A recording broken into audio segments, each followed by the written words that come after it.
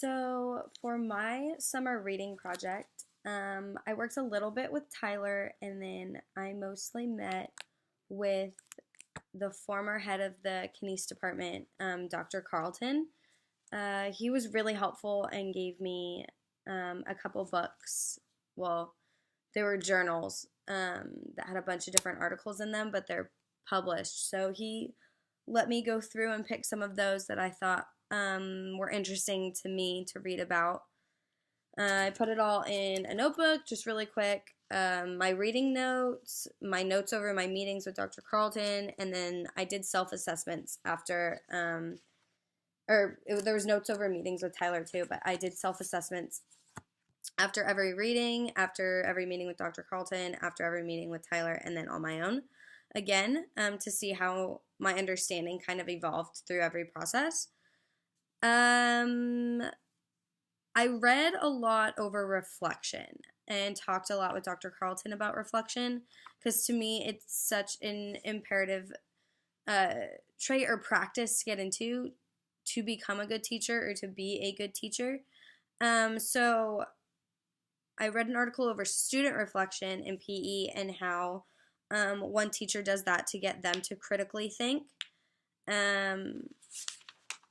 It was interesting to see how you do that in a PE class in other ways besides just like at the end of the lesson in the closure, just being like, what did we learn? Or how does this relate back to what we learned in previous lessons? So that was good. It was a lot about using peers in class to share ideas back and forth in groups and pairs, small groups, bigger groups, whole class, and some individual ways as well, which was interesting. Another article I read on was over grading in physical education,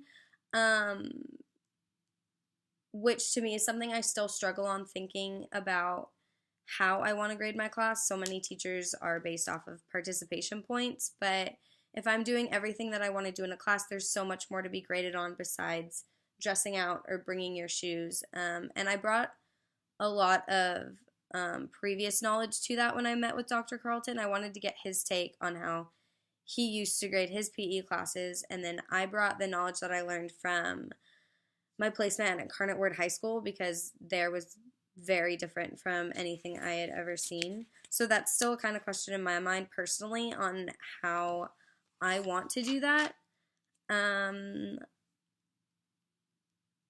The next article I picked was again over reflecting over your teaching, but it was like a research-based article, so it was very long and extensive and detailed, but provided like this like 8-step process that Dr. Carlton and I kind of worked down to like 4 steps. Since it was a research article, they had to go in depth so much, so we kind of combined a lot of things there, but all very interesting. Talked about benefits and challenges of using this action research-based reflection.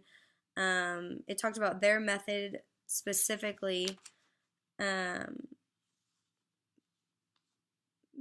talked about participation, and it provided structure in the classroom, and structure for the teacher to follow a plan after every lesson, after every unit, after every semester, whenever they found it most helpful to reflect. Another article I read about was teaching styles. So I get my roles kind of muddled up a bit since I want to coach and teach. I think from reading this article that my coaching style and my teaching style need to be separate and need to be different, and I can't put them into one. The athletes that I'll deal with coaching I'll be closer with naturally because of that coach-player relationship. I should be close with all my students as well, but because of all of their uniqueness and individuality, my teaching style needs to cater to that more than like authoritative and command style with the athletes.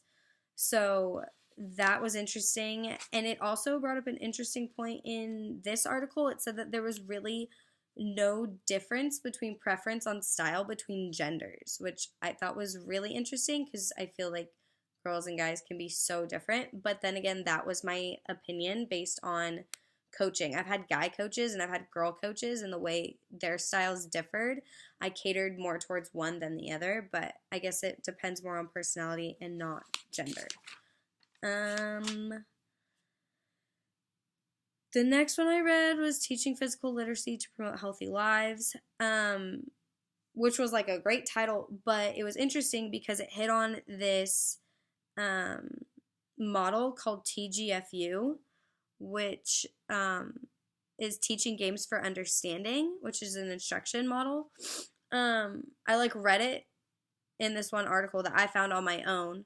And then because I didn't really understand it well, Dr. Carlton gave me a like supplemental article about it to better understand.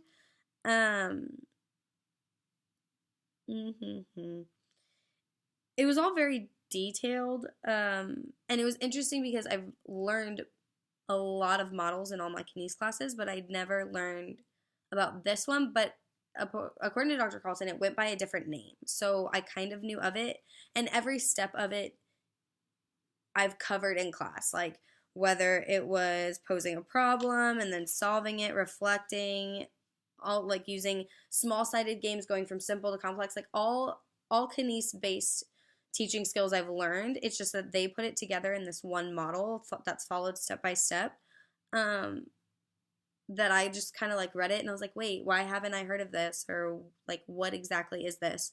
So that was interesting to me. And then of course it was it was kind of interesting, and then kind of like, what, when I went to Dr. Carlton, I was like, I don't understand. And he was like, read this one. And I was like, why can't you just tell me? But it was all good things. Promotes self-efficacy, critical thinking, motivation, and then physical literacy, of course.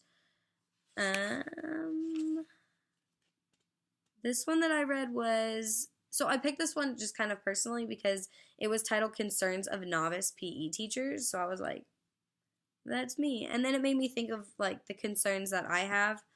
And I wrote that in my self-assessment. It wasn't a super long article, but it was mainly about like not knowing enough content knowledge or how to design good lessons. This was like a research-based one, so they had 2 male participants, and one came from like a teaching program like we're in at UIW, and then another one came from like taking classes and then like taking the tests like on their own, I guess. So that was interesting. It made me feel better prepared than just like, I don't know, almost like winging it. But I overall felt in like my self-assessment about it that the program has and is preparing me enough to become a good teacher when I do pass the test. That's kind of a short debrief of my project. That's about it.